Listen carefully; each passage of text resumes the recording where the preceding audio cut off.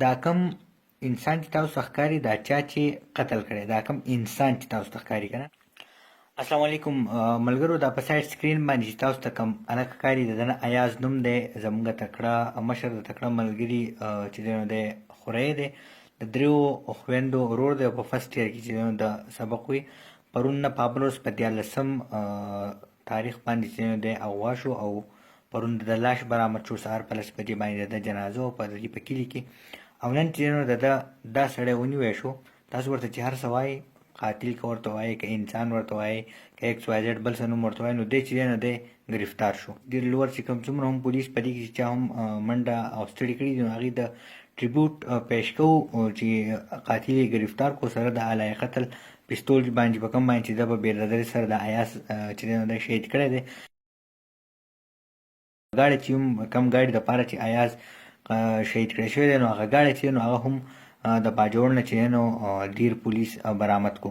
دا کم انسان چې تاسو ته ښکاري دا چا چې قتل کړی، دا کم انسان چې تاسو ته ښکاري که نه، ده چې دا په بېدردۍ سره د دې ایاز دا قتل کړی. د ده نه نوم دی حیدر، د کبل منجي سره د ده تعلق دی او د ایاز قریبي رشته دار دی. سورسز وایي چې د ایاز ډېر نږدې چې دی نو دی رشته دار دی.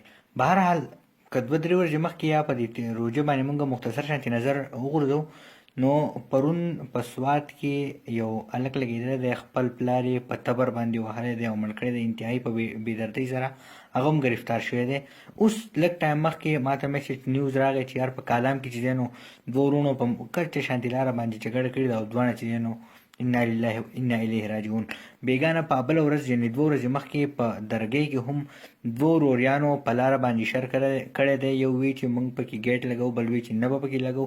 نو په هغې کې 15 کسان په ټایم باندې مړه شوي دي. ملګرو د دې ویډیو واحد میسج دا دی چې دا ایاز چې دا څوک قاتل دی حیدر دی، د دې قریبي رشته دارو. ایاز یا په کور کې ویلي دي یا نه دي ویلي، خو ده سره رابطه کړې ده او دی د سره په چکر باندې وتلی دی او ریزلټ یې دقه رالو.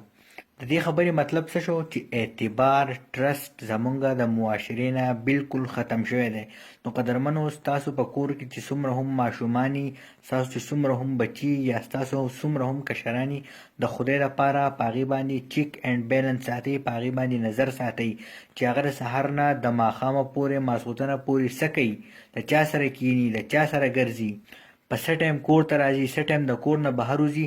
او خپلو ماشومانو ته، خپلو کشرانو ته د خدای لپاره دا پیغام هم ورسوئ چې هغې چېرته هم ځي، نو چې د هر یو کس سره خپل موبایل فون شته چې یو میسج پرېږدي یا د چا سره ځي چې د هغه نوم، د هغه د موبایل نمبر یا د چا پسې وځي یا د چا ملګري ځای ته ځي چې د هغه نوم، د هغه د موبایل نمبر چې دا په کور کې پاتې کوي. خدای مکه نن د ایاز سره دا واقعه راغله او سبا ستاسو د زوی سره هم، ستاسو د بچي سره یا ستاسو د ورور سره هم دا واقعه مخې ته راتلی شو. د خدای لپاره دا میسج عام کړئ که نن زموږ د معاشرې نه اعتبار ختم شوی دی او نن ایاز او سبا به ستاسو او زما نمبري.